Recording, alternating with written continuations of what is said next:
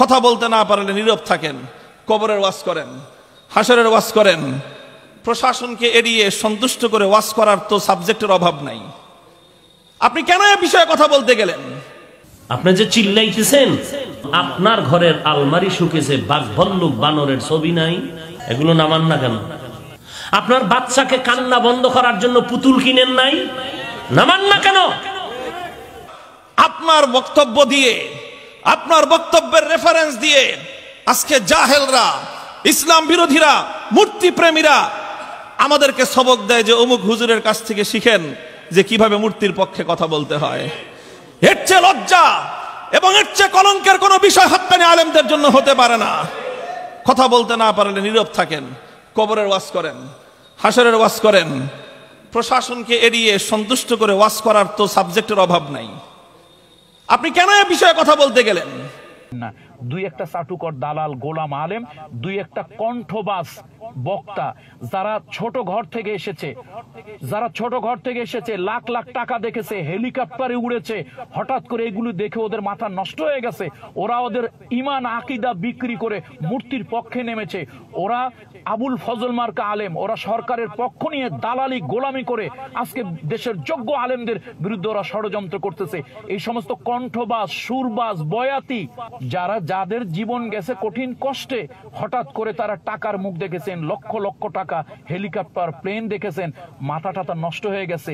এখন এই বয়াতি মার্কা সুর দিয়ে তারা মূর্তির পক্ষ নেবেন না তো নেবেন কিসের পক্ষ? তারা দালালি গোলামি করবেন না তো করবেন কি? এগুলো না করলে তো হেলিকপ্টার বন্ধ হয়ে যাবে। এই দালালি গোলামি না করলে তো তাদের প্লেনের চাকা, গাড়ির চাকা বন্ধ হয়ে যাবে। এই দালালি গোলামি না করলে তো লক্ষ লক্ষ টাকা হাদিয়ে আসবে না। সুতরাং এই দালাল গোলামদের ব্যাপারে আপনারা সতর্ক হবেন। যত দল বলেন, এদের মধ্যে এই আওয়ামী লীগের লোক এমন কি লোক নাই যাদের টাকায় মাদ্রাসা চলে? না থাকলে দাঁড়ায় বাউ চলে না, মসজিদ চলে না।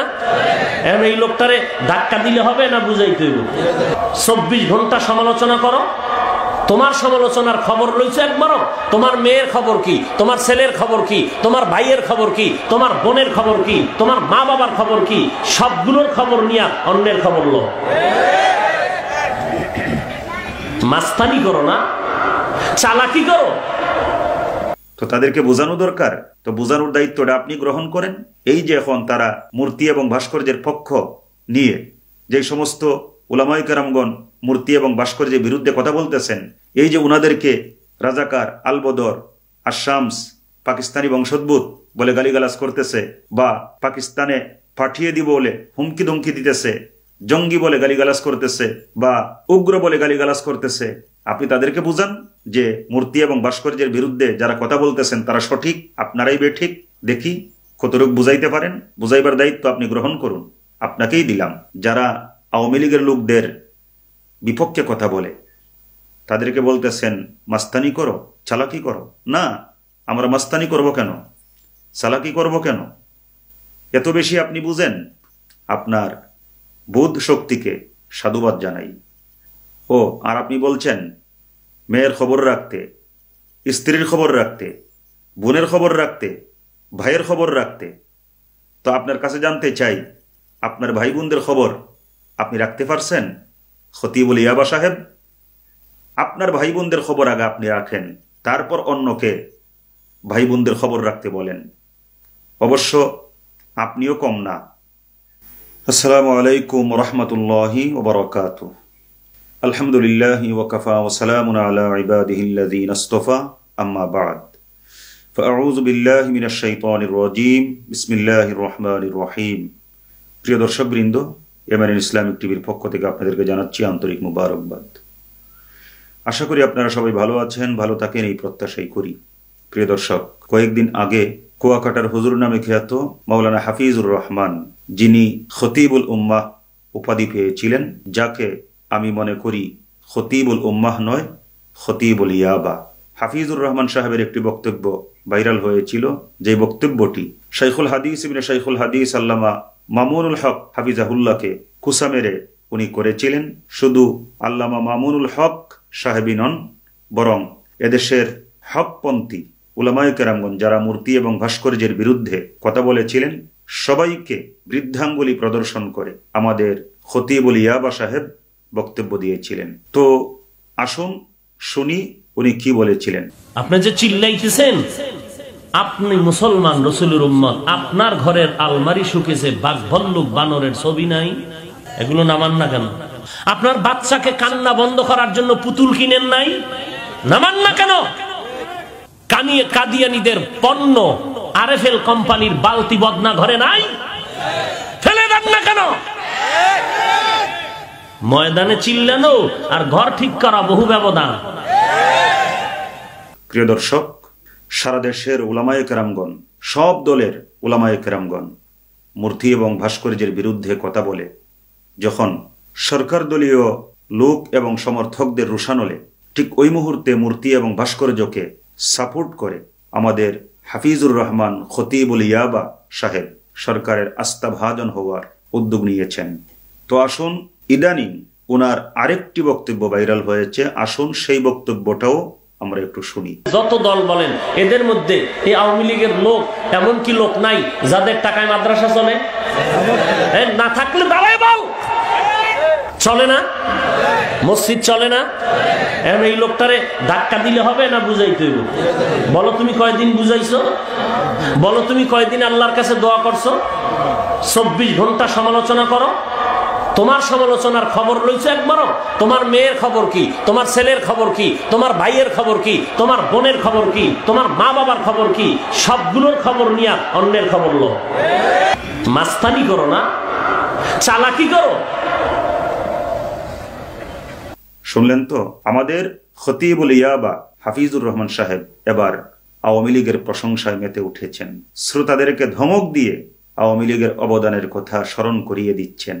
তো আমি বলতে চাই, আওয়ামী লীগ, ছাত্রলীগ, যুবলীগ বা তাদের সমর্থকেরা তারা আমাদের দুশ্মন নয়, কিন্তু এই মুহূর্তে আওয়ামী লীগের মূলদলের অনেক নেতৃবৃন্দ, ছাত্রলীগ, যুবলীগের অনেক নেতৃবৃন্দ যেই রকম ভাবে উলামায়ে কেরামগণ, বিশেষ করে যেই সমস্ত উলামায়ে কেরামগণ মূর্তি এবং ভাস্কর্যের বিরুদ্ধে কথা বলছেন, ওনাদেরকে রাজাকার, আলবদর, আশামস, পাকিস্তানের বংশোদ্ভূত বলে গালি দিচ্ছেন। শুধু তাই নয়, জঙ্গি বলে গালি দিয়ে, মৌলবাদী বলে গালি দিয়ে মূর্তি এবং ভাস্কর্যের বিরোধী লোকদেরকে পাকিস্তানে তাড়িয়ে দেওয়ার হুমকি দিচ্ছেন। সেই আওয়ামী লীগের প্রশংসায় মেতে উঠেছেন আমাদের খতিবুল ইয়াবা হাফিজুর রহমান। কার কাছে বলবো? দুঃখের কথা বলার জায়গা নেই। আসুন দেখি শাইখুল হাদিস ইবনে শাইখুল হাদিস আল্লামা মামুনুল হক সাহেব কি বলছেন, আমরা একটু শুনি। কিন্তু যে অনুরোধটি করব হাতে ধরে পায়ে ধরে, যদি কেউ হকের কথা, সঠিক কথা যদি বলতে চায়, তাহলে অন্তত আলেম হয়ে আপনি তার বিরুদ্ধাচরণ করবেন না। আপনি মঞ্চে তার বিরুদ্ধে কথা বলবেন না। আপনার বক্তব্য দিয়ে, আপনার বক্তব্যের রেফারেন্স দিয়ে আজকে জাহেলরা, ইসলাম বিরোধীরা, মূর্তি প্রেমীরা আমাদেরকে সবক দেয় যে অমুক হুজুরের কাছ থেকে শিখেন যে কিভাবে মূর্তির পক্ষে কথা বলতে হয়। এর চেয়ে লজ্জা এবং এর চেয়ে কলঙ্কের কোনো বিষয় হাক্কানি আলেমদের জন্য হতে পারে না। কথা বলতে না পারলে নীরব থাকেন, কবরের ওয়াজ করেন, হাসরের ওয়াজ করেন। প্রশাসনকে এড়িয়ে সন্তুষ্ট করে ওয়াজ করার তো সাবজেক্টের অভাব নাই। আপনি কেন এ বিষয়ে কথা বলতে গেলেন? হ্যাঁ, আল্লামা মামুনুল হক হাফিজাহুল্লাহ উনি তো ঠিক কথাই বলেছেন। আপনি যদি প্রতিবাদী হতে না পারেন, যিনি সত্যের পক্ষে কথা বলছেন, যিনি প্রতিবাদ করে যাচ্ছেন, যিনি বাতিলকে প্রতিরোধ করবার জন্য দায়িত্ব কাঁধে নিয়েছেন, আপনি তার বিরুদ্ধাচরণ করা, এটা একজন ইসলামের লেবাসদারী ব্যক্তির পক্ষে মানায় না। তাহলে আপনি ঘোষণা করে দিন আমি কোনো আলেম নই, আমি জাহেল। আপনি ঘোষণা করে দিন আমি খতিবুল উম্মাহ নই, আমি খতিবুল ইয়াবা। আপনি ঘোষণা করে দিন আমি খতিবুল উম্মাহ নই, আমি খতিবুল আওয়ামী লীগ। তাহলে আমরা বুঝে নিব আল্লামা মামুনুল হক সাহেবের কথার সাথে আপনার কথা একরকম হবে না, এটাই বাস্তব। আমরা ধরে নিব এদেশের হকপন্থী আলেমদের কথার সাথে আপনার কথা মিলবে না, এটাই বাস্তব। কারণ আপনি তো খতিবুল ইয়াবা, আপনি তো খতিবুল আওয়ামী লীগ। মুহতারাম মামুনুল হক সাহেবের এই কথাটি শুনে কষ্টে আমার বুকটা ফেটে যাচ্ছে। কারণ উনি তো নিজের স্বার্থে কোনো কথা বলেননি। উনি যা বলেছেন ইসলামের জন্য বলেছেন, আল্লাহর দ্বীনের জন্য বলেছেন, আল্লাহর একটি বিধানকে প্রতিষ্ঠিত করবার জন্য বলেছেন। আরে ভাই, আমি যদি মামুনুল হক সাহেবের মতো বলতে না পারি, তাহলে আমার উচিত হবে মামুনুল হক সাহেব বা যে কোনো হকপন্থী আলেম কোনো ভালো কথা বললে ওনার কথাকে সমর্থন করা, ময়দানে ওনাকে একা একা ছেড়ে দিব না, উনি আমাদের সকলের পক্ষ থেকে দায়িত্ব পালন করছেন। কোন দায়িত্ব? যেই দায়িত্ব পালন করতে আল্লাহ পাক নির্দেশ দিয়েছেন, তোমরা মানুষকে সত্যের দিকে আহ্বান জানাও। প্রিয় দর্শক, তাহলে এখন প্রশ্ন, আমাদের খতিবুল ইয়াবা সাহেব তিনিও তো এই দেশের হকপন্থী আলেমদের মতো মাথায় টুপি দেন, মাঝে মধ্যে পাগড়িও লাগান, গায়ের মধ্যে পাঞ্জাবি, মুখের মধ্যে রাসূলের সুন্নতি দাড়ি, তিনি সুন্নতের পক্ষে কথা বলেন, মিষ্টি ভাষায় প্রাঞ্জল ভাষায় যুবকদেরকে আকৃষ্ট করতে পারেন। তাহলে হকপন্থী উলামায়ে কেরামদের সাথে ওনার কথা মিলে না কেন? কারণটা কি? উনি ইসলামের পক্ষে কথা না বলে মূর্তি এবং ভাস্কর্যের পক্ষে যারা অবস্থান নিয়েছেন তাদের পক্ষে দালালি করেন কেন? কারণটা কি?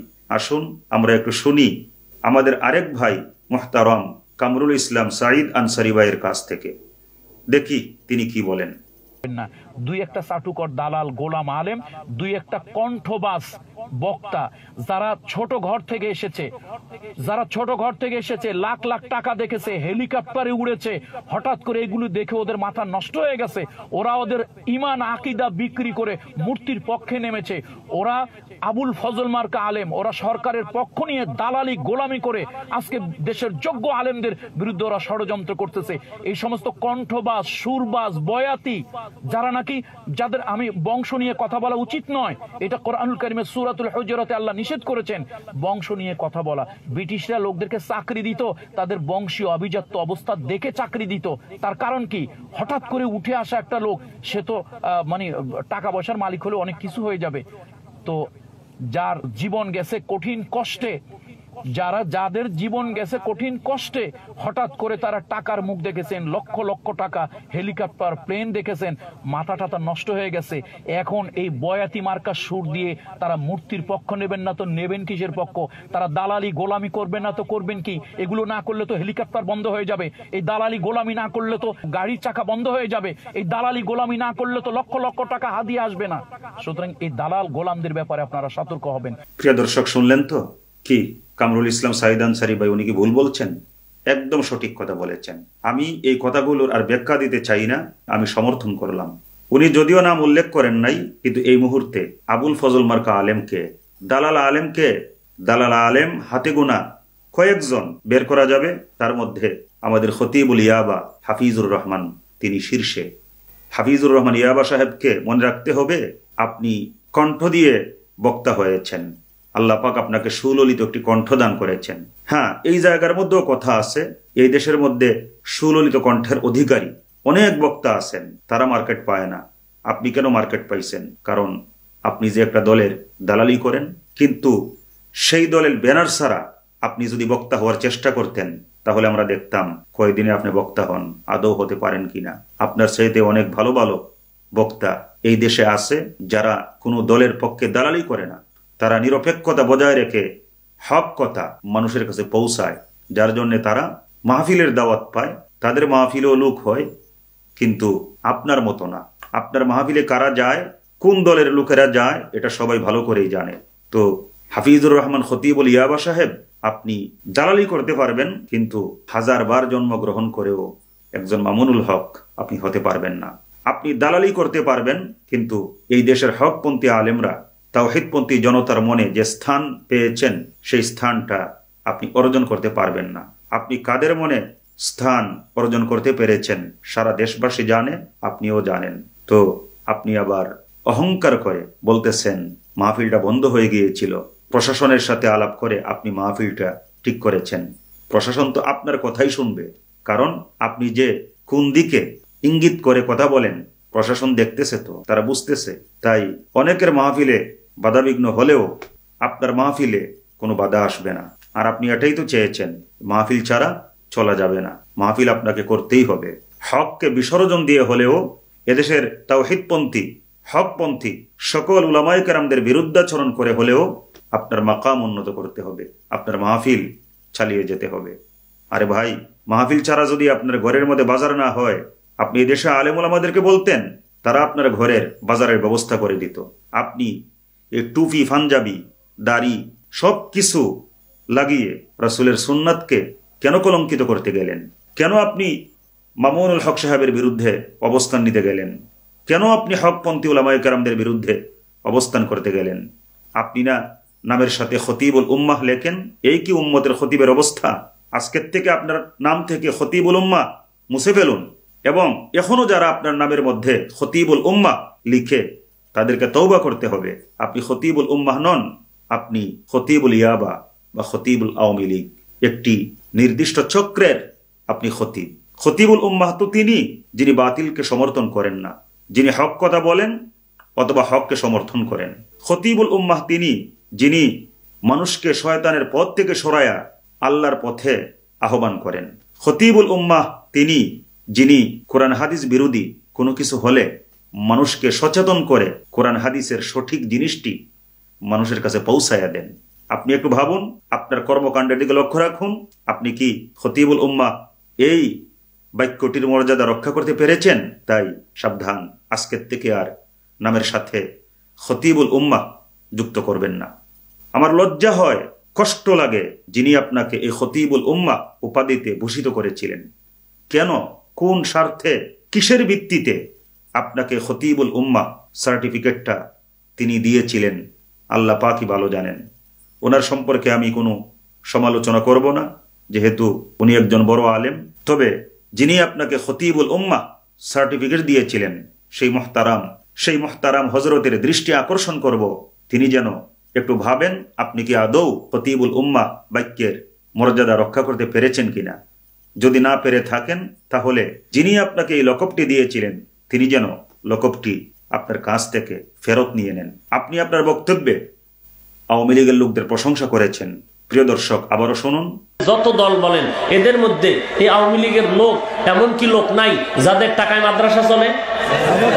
না থাকলে দাঁড়ায় বল, চলে না? মসজিদ চলে না? এই লোকটারে ধাক্কা দিলে হবে না বুঝাইতে হইব? বলো তুমি কয়দিন বুঝাইছো? বলো তুমি কয়দিন আল্লাহর কাছে দোয়া করছো? 24 ঘন্টা সমালোচনা করো। তোমার সমালোচনার খবর লইছো একবারও? তোমার মেয়ের খবর কি? তোমার ছেলের খবর কি? তোমার ভাইয়ের খবর কি? তোমার বোনের খবর কি? তোমার মা বাবার খবর কি? সবগুলোর খবর নিয়ে অন্যের খবর লো। মাস্তানি করো না, চালাকি করো। আওয়ামী লীগের লোকদের মধ্যে অনেকেই মসজিদ মাদ্রাসায় খেদমত করেন, দান খয়রাত করেন। তো দান খয়রাত করেন ওনার লাভের জন্যে, পরকালীন মুক্তির আশায় দান খয়রাত করে বলেই আওয়ামী লীগের কেউ যদি কোনো ভুল করে সেই ভুলের সমালোচনা করা যাবে না, এইটা হতে পারে না। ভালো কাজের প্রশংসা করব, অবশ্যই মন্দ কাজের সমালোচনা করব। আমরা আওয়ামী লীগের লোকদেরকে 24 ঘন্টা কেন ধাক্কাইব? একটা মিনিটের জন্যও ধাক্কাইবার চিন্তা করি না। তো তাদেরকে বোঝানো দরকার, তো বোঝানোর দায়িত্বটা আপনি গ্রহণ করেন। এই যে এখন তারা মূর্তি এবং ভাস্কর্যের পক্ষ নিয়ে যে সমস্ত উলামায়ে কেরামগণ মূর্তি এবং ভাস্কর্যের বিরুদ্ধে কথা বলতেছেন, এই যে উনাদেরকে রাজাকার, আলবদর, আশামস, পাকিস্তানি বংশোদ্ভূত বলে গালিগালাজ করতেছে, বা পাকিস্তানে পাঠিয়ে দিব বলে হুমকি ধমকি দিতেছে, জঙ্গি বলে গালিগালাজ করতেছে, বা উগ্র বলে গালিগালাজ করতেছে, আপনি তাদেরকে বুঝান যে মূর্তি এবং ভাস্কর্যের বিরুদ্ধে যারা কথা বলতেছেন তারা সঠিক, আপনারাই বেঠিক। দেখি কতটুকু বুঝাইতে পারেন। বুঝাইবার দায়িত্ব আপনি গ্রহণ করুন, আপনাকেই দিলাম। যারা আওয়ামী লীগের লোকদের বিপক্ষে কথা বলে তাদেরকে বলতেছেন মাস্তানি করো, চালাকি করো। না, আমরা মাস্তানি করব কেন, চালাকি করব কেন? এত বেশি আপনি বুঝেন, আপনার বোধ শক্তিকে সাধুবাদ জানাই। ও আর আপনি বলছেন মেয়ের খবর রাখতে, স্ত্রীর খবর রাখতে, বোনের খবর রাখতে, ভাইয়ের খবর রাখতে। তো আপনার কাছে জানতে চাই, আপনার ভাই বোনদের খবর আপনি রাখতে পারছেন? খতিবুল ইয়াবা সাহেব, আপনার ভাই বোনদের খবর আগে আপনি রাখেন, তারপর অন্যকে ভাই বোনদের খবর রাখতে বলেন। অবশ্য আপনিও কম না, এই কথাগুলো বলতাম না। কেন বললাম জানেন?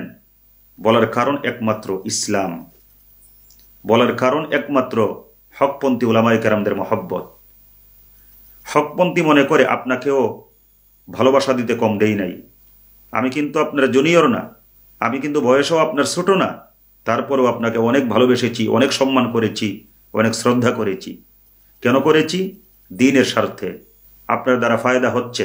এই জন্যে যখন কেউ আপনাকে সমালোচনা করেছে ফেসবুক, ইউটিউবে, আমি কিন্তু আপনার পক্ষে লিখেছি, আমি আপনার পক্ষে বলেছি, কিন্তু আজকে আপনার সমালোচনা করতে বাধ্য হলাম শুধুমাত্র ইসলাম এবং উলামায়ে কেরামদের মহব্বতে।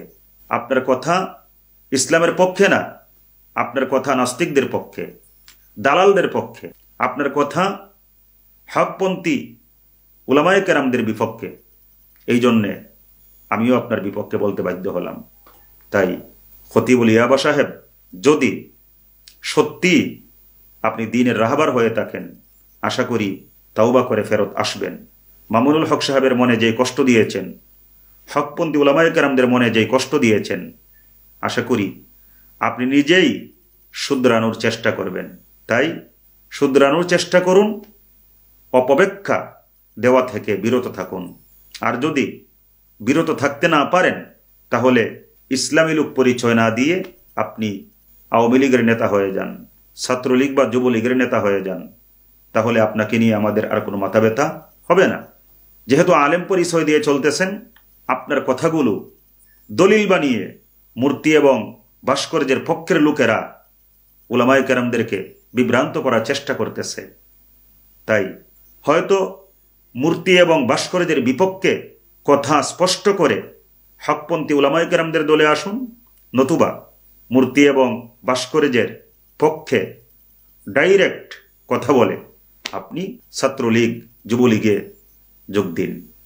সর্বশেষে আরেকটা কথা বলবো, হয়তোবা হাফিজুর রহমান খতিবুল ইয়াবা সাহেবের অনেক উগ্র সমর্থকেরা আমাকে পূর্বের ন্যায় আবারও ডিস্টার্ব করার চেষ্টা করবে।